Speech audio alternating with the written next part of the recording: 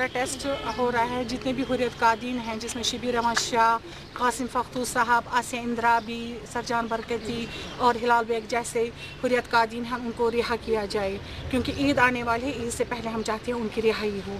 दूसरा है कि ये जो हाल ही में जामिया मस्जिद में मार दाड़ हो गई, पैलेटों का इस्तेमाल किया गया और वहाँ से 100 से ज़्यादा ज़ख्मी हो गए, उसके खिलाफ भी है। और 9वीं बरसी आज है, आपको याद होगा आसिया और नीलोफर की। तो हम चाहते हैं कि उनको इंसाफ मिले। आज तक 9 साल हो गए लेकिन उनको अभी इंसाफ नहीं मिला।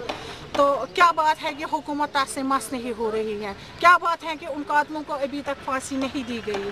हमारा यह मुतालबा है कि जितने भी ये घिनौने काम हो रहे हैं, जिन्होंने भी ये घिनौना काम किया है, उनको फांसी की सज़ा मिले। और दूसरी बात है कि हमारे नौजवानों को हिरासा किया जा रहा है, उनके घरों में जा रहा है। अभी देखो ज़िनतुल इस्लाम, उनके घर में चले गए, उनको भी मार दाड़ वहाँ की गई, उनका तहस नहस वहाँ पे जितना भी सामान था तहस नहस किया गया।